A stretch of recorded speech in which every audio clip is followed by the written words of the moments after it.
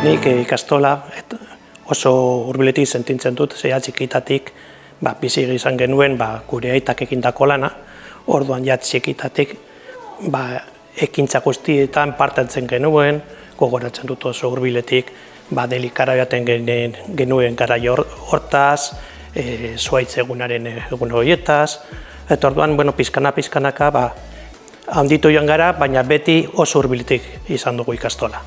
Orduan hurbiltasun horretatik nire umentzat gauza bera izan dut. Eta euskeraz ikastea eta alizatekotan giro honetan sartuta. Gure ikastolarako oso garrantzitsua izan da auzoa bera, Andra Maria auzoa, eta nik uste dut auzoari begira ere ikastolak egin dion ekarpena oso handia izan da. Kontuan hasi zala oso ikastola txiki moduan eta aurrera egiteko lehenengo urteetatik beharrezkoa zuen laguntza jaso zuen auzokide desberdinengandik, Itzargia elkartetik, Elizpitaldetik, hemengo hainbat familiek herriko taberna bat sortu zuten eta horrek elikatu zuen auzoa, girotu zuen auzoa eta euskararen presentzia albideratu izan zuen.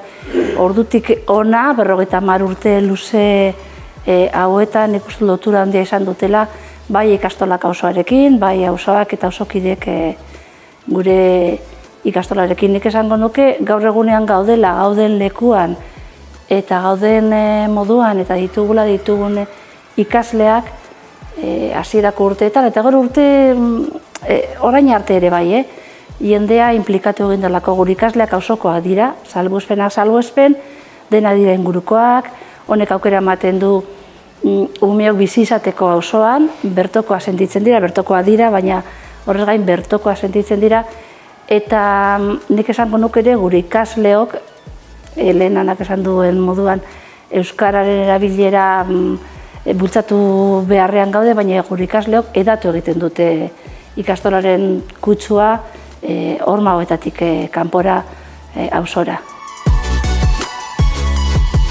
Inguru hau esan oso euskalduna eta guretzat erronka bat zen hemen euskeraz egitea umeekin.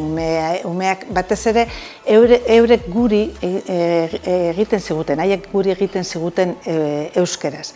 Baina kontua zen lortzea haien artean euskeraz egitea. Eta horretarako buruan ekatu behar, jolasak asmatzeko eta hainbat gauza egiteko. Eta hasieran familiak inplikatuagoak zeuden, gero denborarekin familiak ez zeuden hain inplikatuta eta apurtxu bat zailagoa izan zen guretzat. Baina benetan nik oso ondo pasatu izan dut lan hau egiten, oso polita izan da eta familiekin harremana oso ona eduki dugu, oso jende jatorra izan da eta umeekin baita.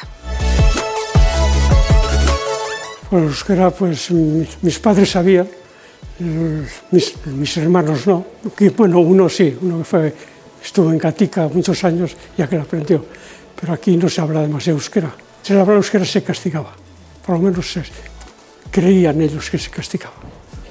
Bueno, por el ambiente que había en aquellos tiempos del ambiente vasco.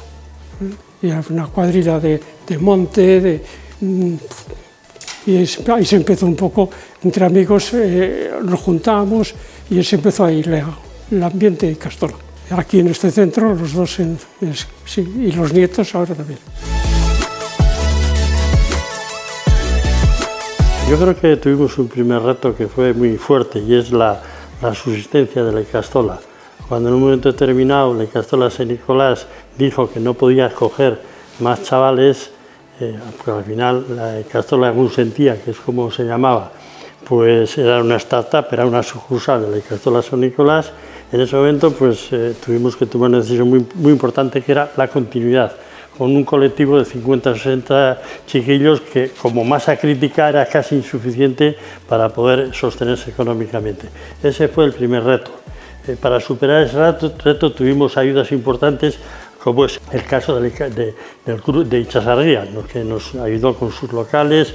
Bueno, se volcaron con nosotros y conseguimos continuar, en definitiva, de manera un poco preocupante, pero superamos ese reto. El siguiente reto se refería a que el colectivo de padres no nos conocíamos. José Mari, que habla antes, eran los anteriores, pusieron la primera piedra, nosotros la segunda, pero no nos conocimos, ¿no? Entonces era dar cohesión al grupo, a la cooperativa, en definitiva, como organización. Y muy unido a eso, una cohesión también con el grupo de andreños, con el grupo de profesores, para crear un colectivo que tuviera cuerpo propio y que pudiera caminar en la dirección que todos queríamos, que era educación en euskera. En este reto de hacer un equipo entre profesores y aitas, pues tuvimos muchas dificultades, muchas diferencias también, tomamos muchas decisiones, algunas no muy acertadas seguro, pero conseguimos superar y conseguir que el centro caminara y caminara además creciendo. Y como iba creciendo, el último reto es que no cabemos, dónde nos metemos y qué hacemos, ¿no? Y entonces, bueno, pues gracias también a la ayuda ya eran momentos diferentes también, a la ayuda de instituciones públicas, entre ellas, y lo digo, Ignacio Oliveri del Gobierno vasco, conseguimos que se construyera aquí un centro. La disyuntiva era que teníamos que elegir entre cooperativa y pública. Bueno, pues se hizo una asamblea, se tomó la decisión de pasar al formato público porque era lo que exigía la construcción del centro. Creo que fue una decisión acertada, siempre, porque el objetivo nuestro era mantener la educación en el modelo D en ese momento y lo conseguimos, ¿no? Entonces, retos muchos, trabajo mucho, disgustos muchos, decisiones muchas y no siempre acertadas. Pero bueno, la realidad es que esto funciona bien y tengo el orgullo de tener un nieto aquí, o sea que eso me da satisfacción. Gure guraso egin zutela kriston lana eta postua euskararen alde, ez? Orduan, gero utzi zuten jarritako diru eta lan osoa publikora bideratzeko, ez? Hezkuntz hori publikoa izan daiten, ez? Orduan, nik horretan zin egiten dut, eta pentsatzen dut hori dela bidea, eta horregatik ekarri dut nire alaba ona. Gainera, da privilegio bat, berez bakarri daukatelako maila bakoitzean klase bat. Orduan, gaur egun, hezkuntzan ere, publikoan ere, hori bada, ez? Eta badago. Orduan, gustora eta zuzendaria nire garaian Loli izan zen, eta nire alabaren zuzendaria ere Loli da. Getxoko kutsua deko, auzo lana, auzoa, hori ez dakite hori aberatza uste dutela, ez?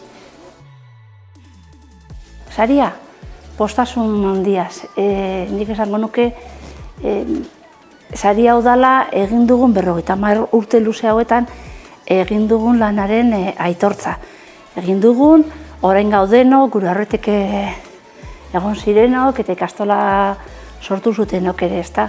Orduan, etengabeko lanaren aitortza da, ikastola D-ereduko ikastetxe esateagaitik. D-ereduko ikastetxe asko daude eta izakera desberdinetakoak dira, ezta. Eta ez publikoa edo itunpekoa izateagaitik. Nik uste dut horren guztiaren gainetik dagoena da ikastola honen izaera, ezta. Eta ikastolaren izaeran urte guzti hauetan egon da lehenengo eta behin helburu nagusienetariko bat izan da euskara indartzea, euskara edatzea, euskara zabaltzea, ikastolaren hormetatik kanpora ateratzea. Horretarako hainbat jendek egin du lan eta guk uste dugu merezimendu handiaz egiten dela aitortza hori ez gu gaitik, gaur egunean gaudenen gaitik, gure aurretik egon diren guztien gaitik. Gu gauden lekuan eta garena orain beste batzuk egon direlako, bestelako baldintzetan gainera hainonak, hainonak ez nik esango nuke oso txarrak ziren baldintzetan ikastoraren alde postura egin zutelako. Orduan, nik esango nuke arrokeriaz, ez gu gaitik, baizik aurreko guztien gaitik arro gaudelako.